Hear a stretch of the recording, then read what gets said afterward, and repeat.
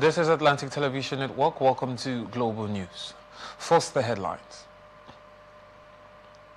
Edo State government declares 8 suspected cultists wanted. Tinubu unveils Nigeria Industrial Policy 2025. Senate passes Electoral Act Amendment Bill. FG plans to borrow 800 billion naira via February bonds. U.S. civil rights leader Jesse Jackson is dead. Boniface resumes training after long-term knee injury. Rapper Cardi B confirms splits from boyfriend.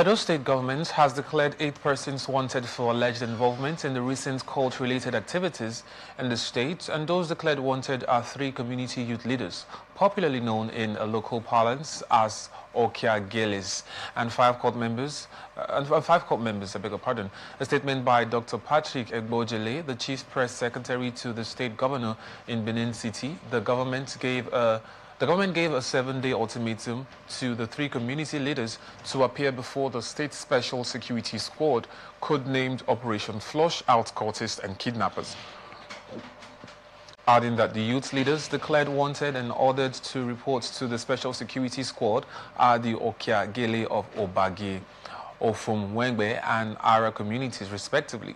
Meanwhile, the spokesperson of the State Special Security Squad, Eribo Enwata, said the Okiagele of Oba Zagbon community, Innocent Okunozi, a suspected member of Battle Axe Confraternity, who has since been arrested, is currently in custody, while the Okiagele of Oba Zagbon community was arrested after weapons and live ammunition were found in a Highlander jeep driven by the community chief. Community chief's Chief Security Officer, I beg your pardon, Mr. Gospawa Oba Yuwana, who happened to be his cousin. According to him, following the recent killings in some parts of Benin, the Special Security Squad, led by the Principal Security Officer, PSO to Edo State Governor, carried out a series of raids leading to the arrest of some suspected cultists at Amagba community in Oredo and Obage community in Okpoba Oka local government areas of the state, while other cult members have been declared wanted. The spokesperson of the security outfits also further said the squad stormed a residence of one of the suspected cult members at Amagba community to carry out further search to see if more incriminating evidence can be found that will help security agencies in their investigations, and also urged members of the community, citizens of the state who know the wanted people and have vital information that will lead to their arrest to call the relevant security agencies and provide such information.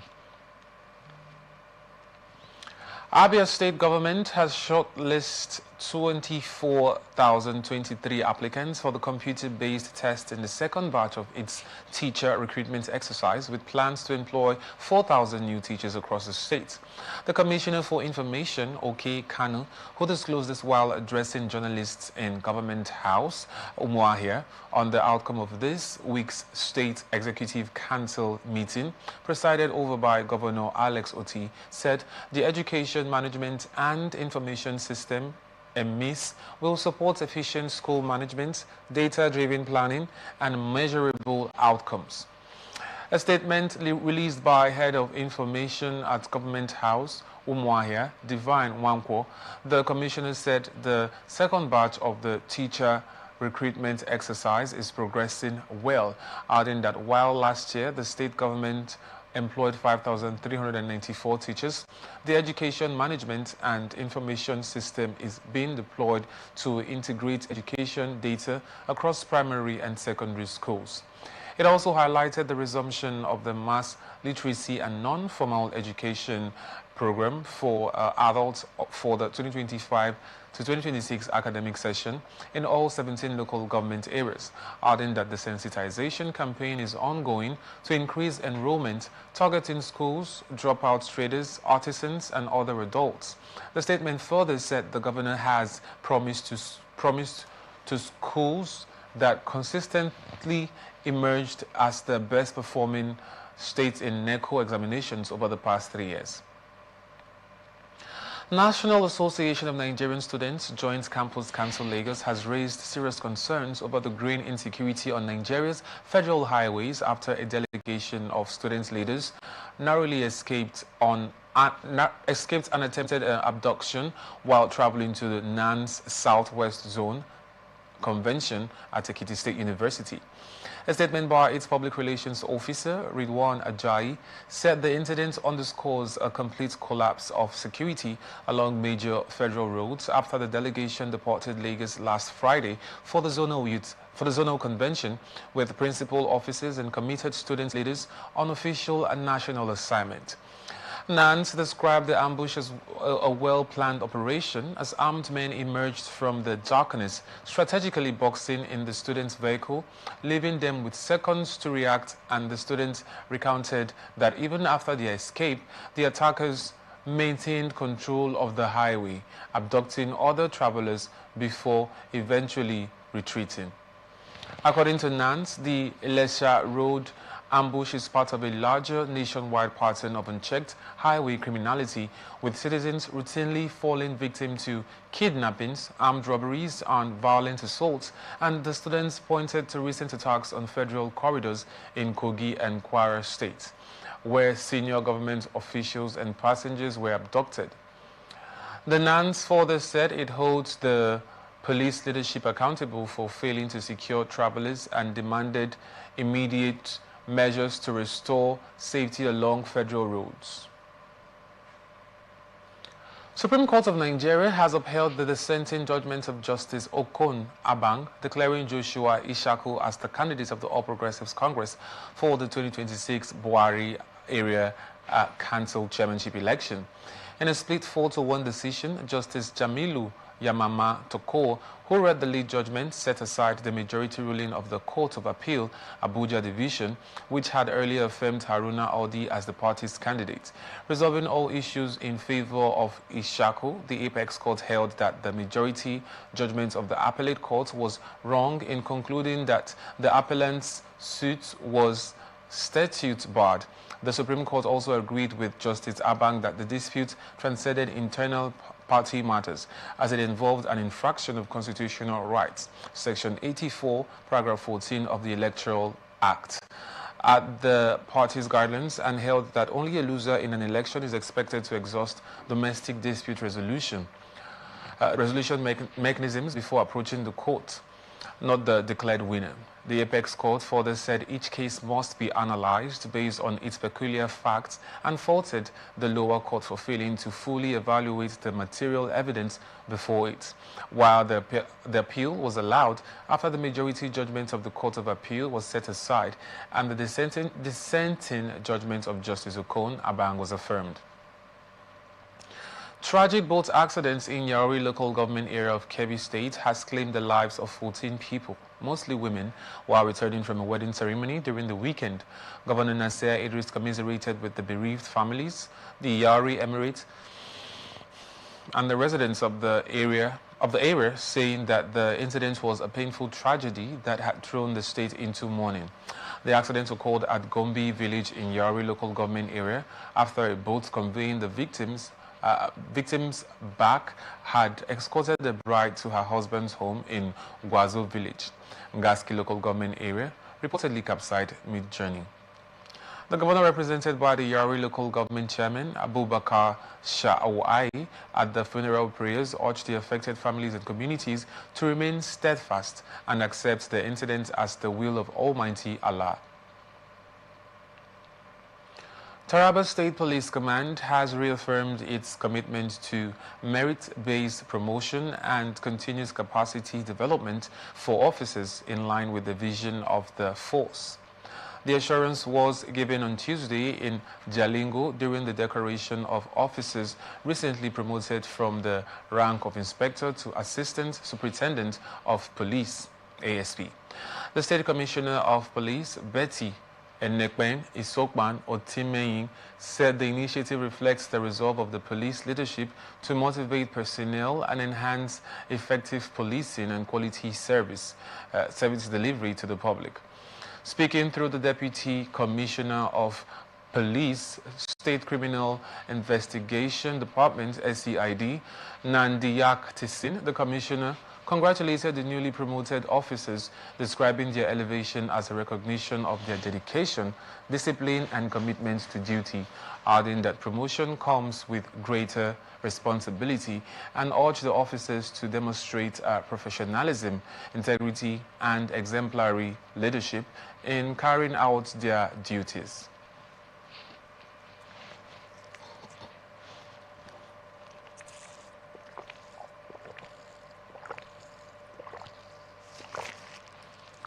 The Commissioner also said the promotions align with the vision of the Inspector General of Police, IGP Kayode Adeolu Ogbetokun, to strengthen institutional capacity and uphold high standards within the force, while the newly promoted officers were further encouraged to uphold the core values of the force, respect the rule of law, and remain steadfast in protecting lives and property while maintaining peace and security across Taraba State.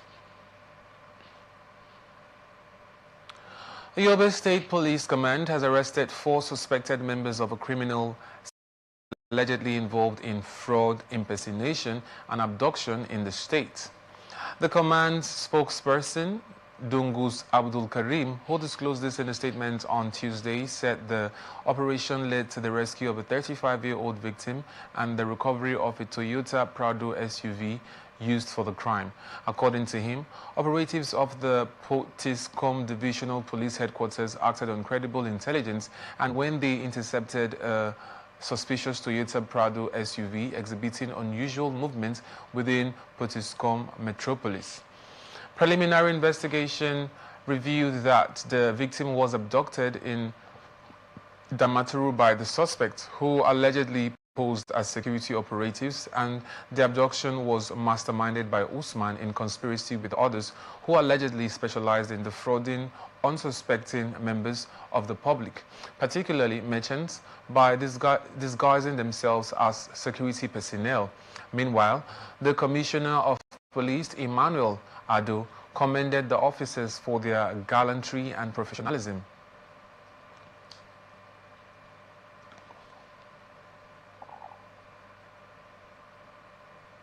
President Bola Tinubu unveiled Nigeria's Industrial Policy 2025, urging relevant ministries, departments and agencies to ensure its swift implementation.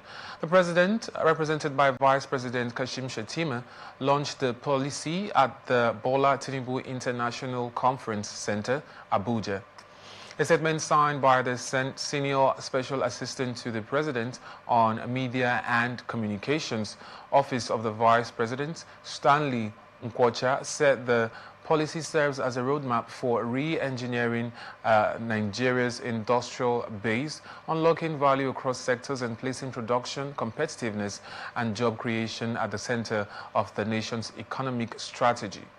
While addressing the deficiencies in Nigeria's industrial landscape, Tinubu lamented that the country had long grappled with fragmented value chains, high production costs, infrastructure gaps, policy inconsistency and insufficient coordination between government and industry, adding that the success of the policy would be measured by tangible outcomes. He called for increased private sector participation, urging businesses to invest with confidence and responsibility, to deepen local value chains, to create jobs and transfer skills, and to partner with government in building a productive economy. Tinubu commended the Minister of State for Industry, Senator John Eno, for his disciplined leadership and clarity of purpose in driving the policy, stressing that the minister has demonstrated that leadership is not about noise, but about substance, coordination and follow-through, and also commended technical teams, industry, stakeholders, manufacturers, investors and practitioners for shaping the policy into a document grounded in reality and informed by experience. First Lady Senator Oluremi Tinubu has flagged off an advocacy and awareness campaign for a national community food bank program to address child health challenges caused by malnutrition in Nigeria. The flag off took place in Abuja during the federal government's first edition of the National Traditional and Religious Leaders Summit on Health, held at the State House Banquet Hall. According to Mrs. Tinubu, her office and the ministry will also collaborate with the Bank of Industry, Bank of Agriculture, and other partners to officially launch the National Community Food Bank program in April, adding that the program is designed to strengthen community nutrition support, improve access to safe and nutritious food for vulnerable children, and contribute meaningfully to the national response to ending child malnutrition. Mrs. Tinubu further pleaded for the support of revered traditional and religious leaders to raise awareness and sensitize households to ensure that no eligible family is left behind nationwide, and also acknowledged all the traditional and religious leaders present for their leadership roles and commitment to the well-being of the people. She also advised the wives of governors across the nation to also support in the advocacy and ensure that no one was left behind, adding that the initiative also aimed to improve governance, service, quality, security, and domestic health financing. President Bola Tinubu has urged the Senate to confirm the nomination of retired Administrator Jamila Abubakar as National Commissioner representing Adamawa State at the Independent National Electoral Commission. This is coming after Tinubu's request was addressed to the President of the Senate, Godswill Akpabio, and read at plenary on Tuesday in compliance with the provisions of Section 154 of Section 1 of the Constitution of the Federal Republic of Nigeria, 1999 as amended, and Tinubu for confirmation by the Senate the appointment of Administrator Jamila Abubakar Sadiq, retired as Commissioner representing Adamawa State at the Independent National Electoral Commission. Akpabio thereafter referred the request to the Senate Committee on INEC for further legislative action and directed it to report back to plenary in 1 week. Similarly, Tinubu, in a separate letter, urged the Senate to confirm the nomination of Ambassador Ismail Yusuf for appointment as chairman of the National Hajj Commission of Nigeria. And Senate President Godswill Akpabio had also referred the request to the Senate Committee on Rules and Business for further legislative action and directed it to report back to plenary in 1 week. Nigerian Senate has directed the National Emergency Management Agency, NEMA, to assess extent of damage at Singal Market in Kano State and provide relief materials as well as financial to affected traders. The incident destroyed goods that worth over 20 billion naira and crippled over 1,000 businesses, mostly small and medium enterprises. Speaking on the matter through a motion, the Deputy Senate President Jibrin Barau described the incident as alarming and have put families into distress amid economic hardship. He blamed the extent of damage on faulty firefighting infrastructure, poor emergency response, and absence of modern safety systems.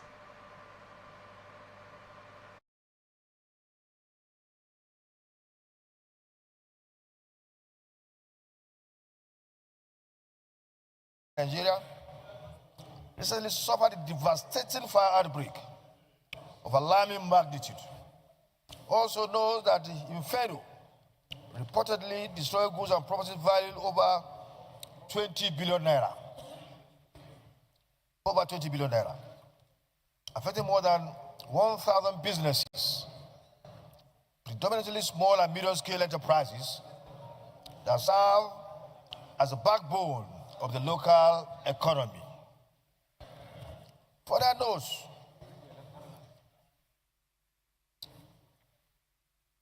a very report about 7 persons have been declared missing as a result of the incident, with many traders and their families thrown into distress, uncertainty, and economic hardships.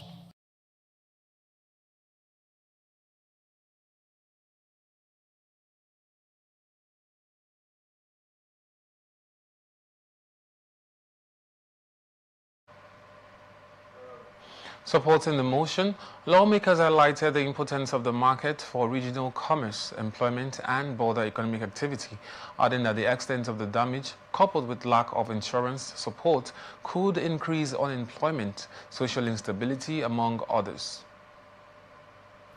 That market, single market, is not the market of Kano, Northwest, or Northern Nigeria.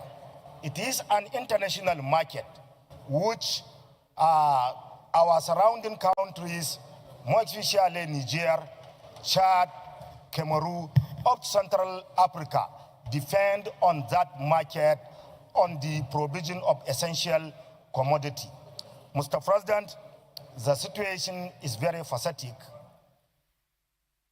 The situation is very facetic, and of course, we commended the Mr. President and the Commander-in-Chief of the Army Forces, President Bola Ahmed Tinubu, who constituted a delegation under the chairmanship of our Vice President, Alhaji Senator Kashim Shettima, with the Speaker, House of Representatives, DSP, and of course myself, Minister of Humanitarian, one member from the House, Honorable Bichi.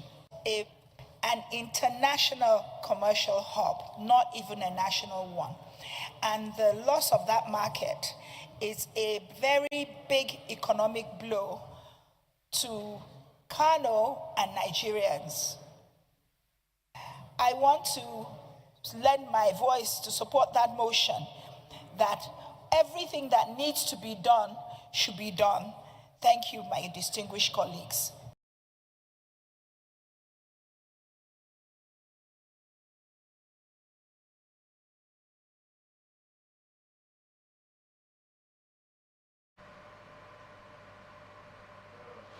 In response, the Senate President, Senator Godswill Akpabio, commiserated with the victims of the unfortunate incident and called for urgent steps to prevent a repeat of the incident in the state and other parts of the country. The Senate further commended President Bola Tinubu for his intervention, as well as the APC Governors Forum for the release of 3 billion naira for the victims of the unfortunate incident. Urge the federal government through the National Emergency Management Agency to urgently assess the extent of damage and provide immediate relief materials and financial assistance to affected traders, as well as intensify search and rescue operations in collaboration with security agencies for the recovery of those missing. Those in support of prayer 1 say aye. Those against say nay. The ayes have it. Prayer 2. Urge the Federal Fire Service to carry out a comprehensive audit of fire safety compliance and preparedness in major markets across the Federation. Those in support of prayer 2 say aye. Those against say nay. The ayes have it. Prayer 3. Call on the Federal Ministry of Humanitarian Affairs and Poverty Reduction to collaborate with the Kano State Government to design a special intervention fund or soft loan scheme to support victims in rebuilding their businesses. Those in support of prayer 3 say aye. Those against say nay. The ayes have it.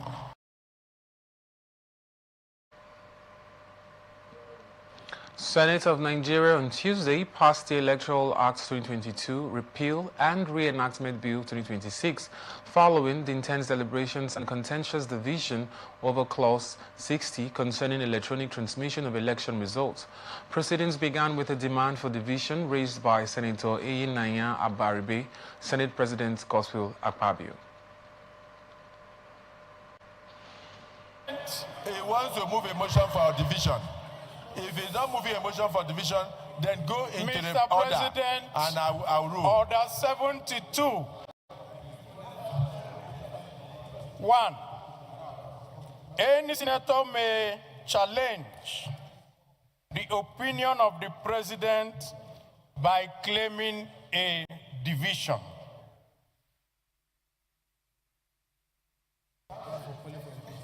So I'm calling for a division. Thank you. Thank you.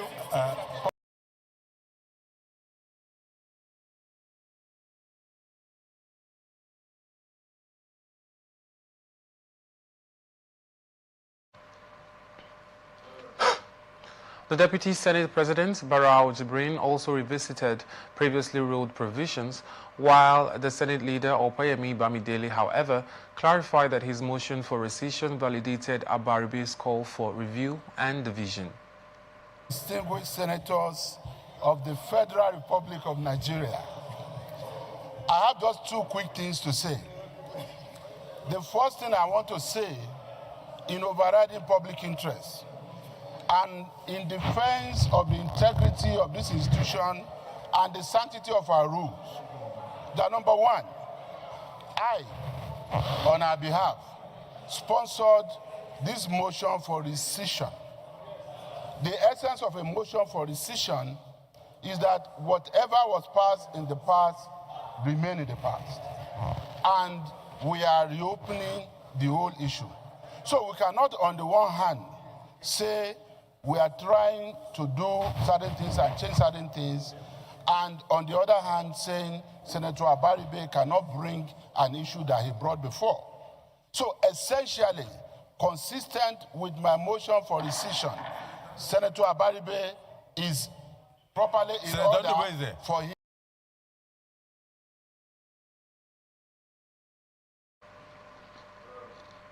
During the division, 55 senators voted in support of maintaining the clause with its current provision, while 15 opposition senators opposed it. And following the vote, the Senate formally moved to rescind the earlier passage and referred the bill to the Committee of the Whole for detailed reconsideration and reenactment. A bill for an act to repeal the Electoral Act number 13 of 2022 and enact the Electoral Bill 2026 to regulate the conduct of federal, state, and area councils elections in the Federal Capital Territory and for related matters 2026, third reading taken. Distinguished colleagues, a bill for an act to repeal the Electoral Act number 13 of 2022 and enact the Electoral Bill 2026 to regulate the conduct of federal, state, and area councils elections in the Federal Capital Territory and for other related matters 2026, third reading taken and passed.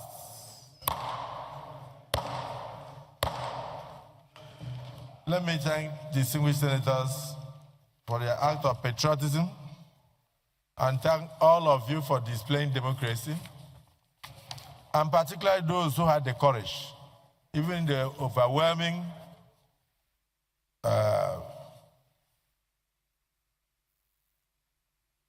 eyes, to stand up and to answer their father's names by showing so much courage to vote against the proviso in 63. Though retained overwhelmingly, your minority status notwithstanding, you showed overwhelming courage. You were able to prove democracy at work. So I also want to thank those who voted for the proviso to remain, that you have saved democracy by making sure that we don't go on continuous reruns and repeat of elections, by ensuring that the primary mode of collation of results remains the polling unit results. I want to also thank the Senate for introducing electronic transmission of polling unit results through the portal to the IREF, which will now make it possible for even monitors, including foreigners, who monitor our results, who are not able to visit the 176,000 plus polling units in Nigeria, to see the polling unit results dropping into the IREF. This is a major innovation since 1960, which this Senate stands to be applauded. I also want to thank you for noting that elections are done in the units. Elections are not done at the collation centers. That is why you insisted that the polling unit results field, transmitted, and of course, co-signed by the presiding officers as well as agents of candidates and political parties where available, remain the primary mode of collation of all results in Nigeria.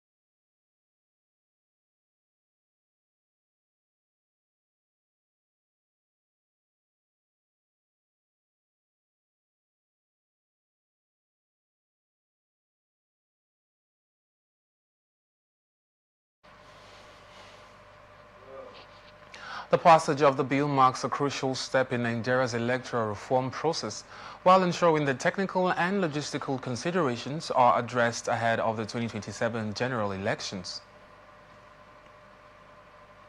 Proceedings in the Senate have been momentarily stalled as lawmakers commenced clause-by-clause consideration of the Electoral Act 2022, Repeal and Reenactment Bill 2026, after a motion to rescind the earlier amendment.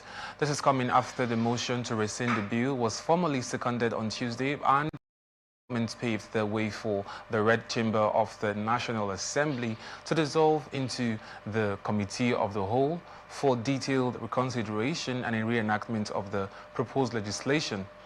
Senate President Godswill Akpabio, during the session, reeled out the clauses one after the other for the deliberation, and the process was, however, stalled when at clause 60, Senator Eyinaya Abaribe, ADC, Abia South, raised the point of order, drawing immediate attention on the floor. Before rescinding the Electoral Act, the Red Chamber raised concerns over the timing of the 2027 general elections and technical inconsistencies in the legislation. And while rising under Order 52, paragraph 6 of the Senate Standing Orders, Senate Leader, Opeyemi Bamidele, moved the motion to reverse the earlier passage of the bill and return it to the Committee of the Whole for fresh deliberation.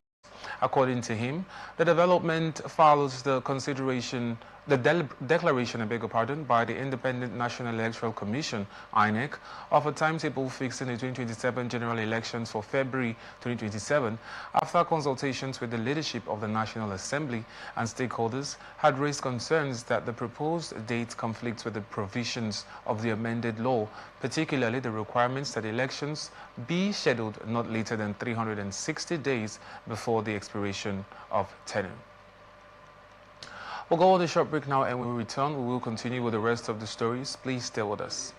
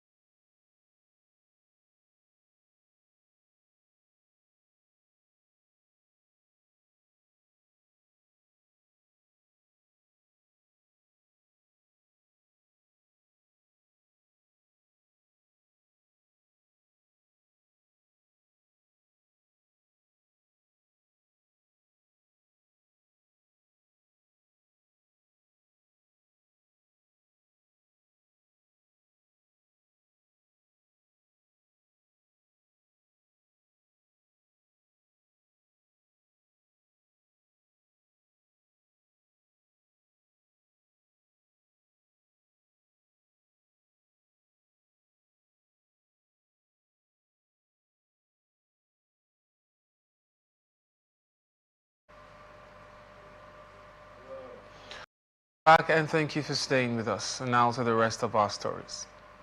House of Representatives was thrown into a rowdy session on Tuesday during a resumed plenary presided over by Speaker Dr. Tajuddin Abbas. The motion was supported by the Chairman, House Committee on Electoral Matters, Adebayo Balogun. This is coming after the House set up a technical committee comprising the leadership of both chambers, members of the conference committee, the clerks of the Senate and the House of Representatives, and legal drafting experts from the Directorate of Legal Services of the National Assembly met to harmonize and address the identified anomalies. When Speaker Abbas called the vote on the motion, the majority of lawmakers voted nay, but the Speaker pressed ahead with counting the few voices ayes in favor, and the development sparked agitation, particularly from minority caucus members who were in the majority. The House approved real-time electronic transmission of election results in its amended act, while the Senate approved the amendment with a caveat that manual transmission would suffice where real-time transmission fails. Or rigging or leeway for any untoward act.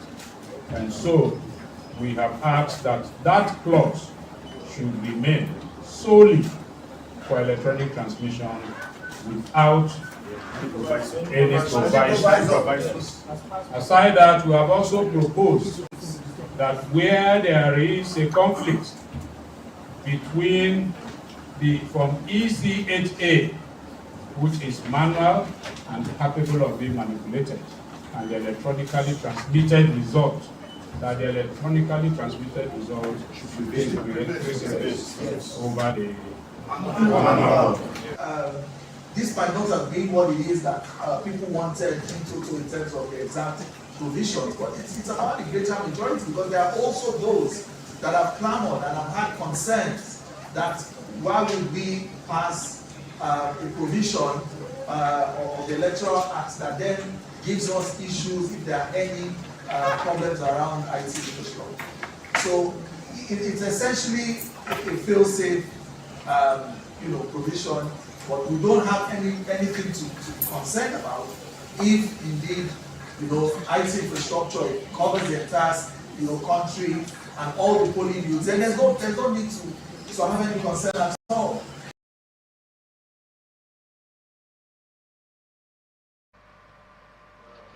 Federal Ministry of Women Affairs and Social Development has proposed a total budget of 134.2 billion naira for the 2026 fiscal year, calling for increased capital allocation to drive large-scale interventions for women and vulnerable groups. The Minister, Iman Suleiman Ibrahim, made the appeal during the Ministry's 2026 budget defense before the Senate Committee on Women Affairs at the National Assembly. She said capital releases for 2025 were extremely low, hampering implementation of key programs.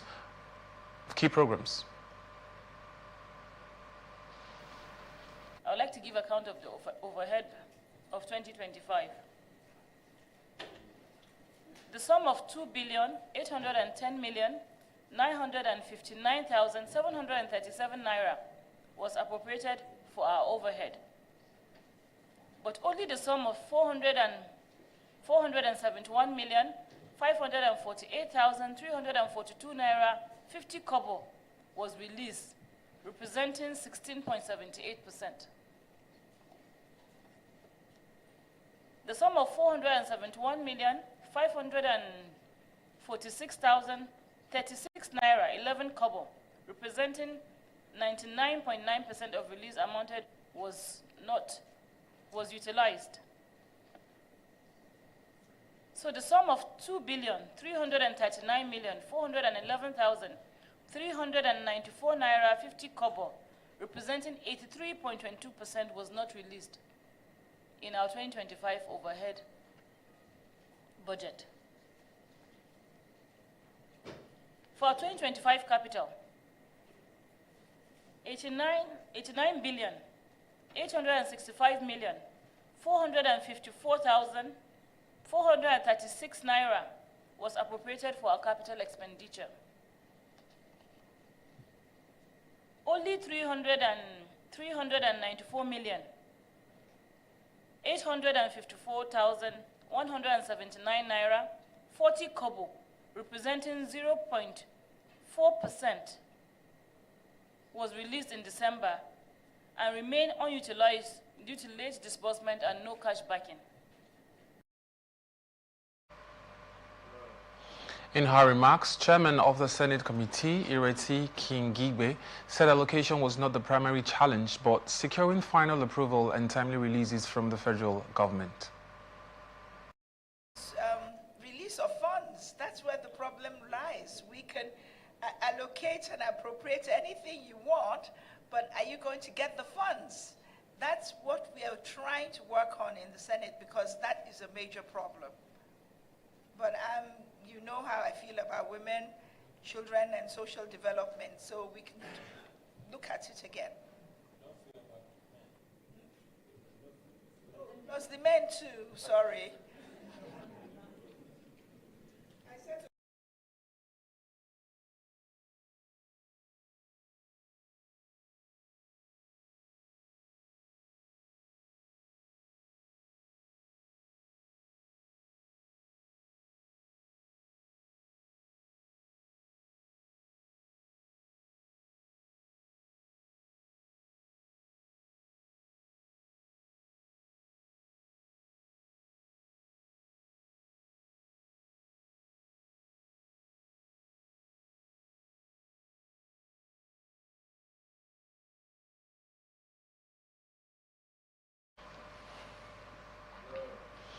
The committee subsequently adjourned the meeting for further legislative consideration.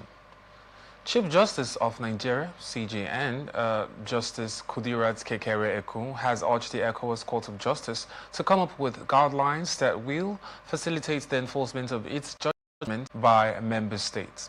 The CJN gave the charge in Abuja when the president of the court, Justice Ricardo Goncalves, led a delegation of the court's judges on a courtesy visit to her office, and the visit was to solicit the support of the Chief Justice of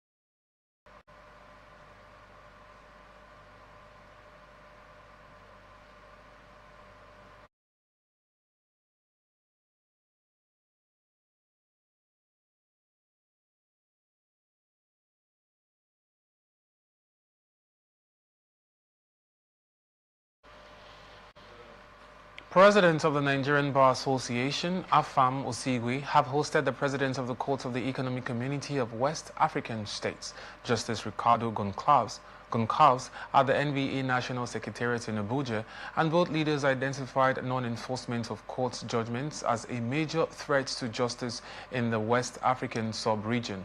The ECOWAS Court President was accompanied by the judges of the regional court and senior registry officials during the high-level engagement, which focused primarily on improving member states' compliance with the court's decisions.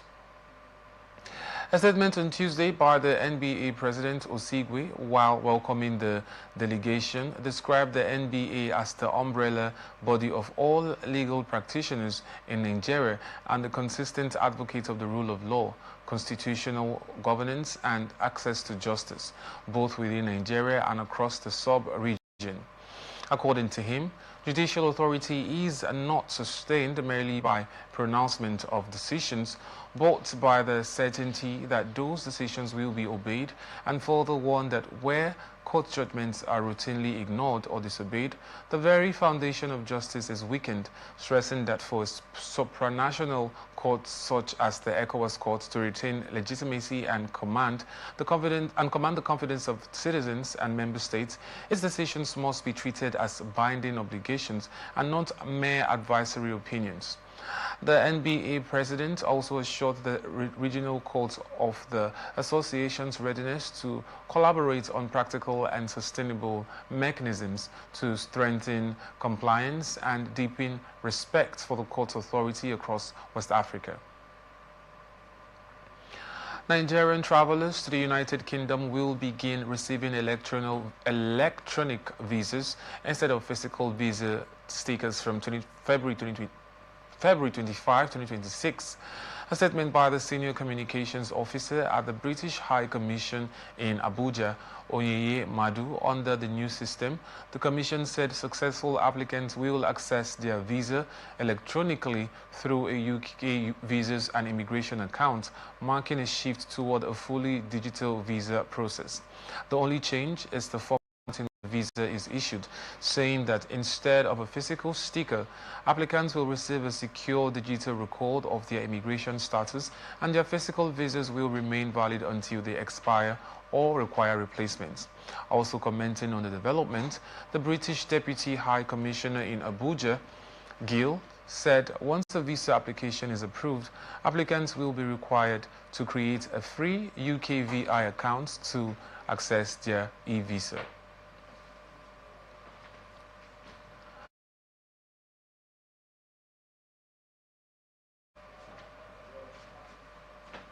Nyesom Wike says President Bola Tinubu's leadership has set a benchmark for delivering the dividends of democracy. Wike made the remark while delivering a distinguished personality lecture titled The Impact of Political Leadership or Infrastructural Development in Nigeria Between Dividends of Democracy and Good Governance at the Faculty of Social Sciences, University of Abuja. He said the Tinubu administration had demonstrated uncommon resolve in confronting long-standing structural challenges facing the country and also defended its long-term impact on the economy, adding that infrastructural development under the current administration was already yielding visible results.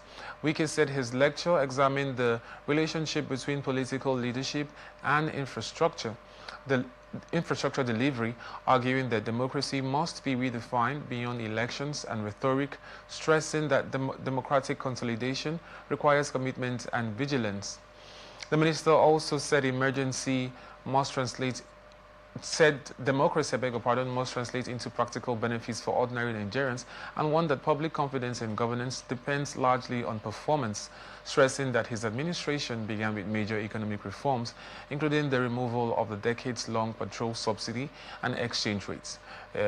Policies aimed at addressing fiscal pressures and structural imbalances in Nigeria's economy.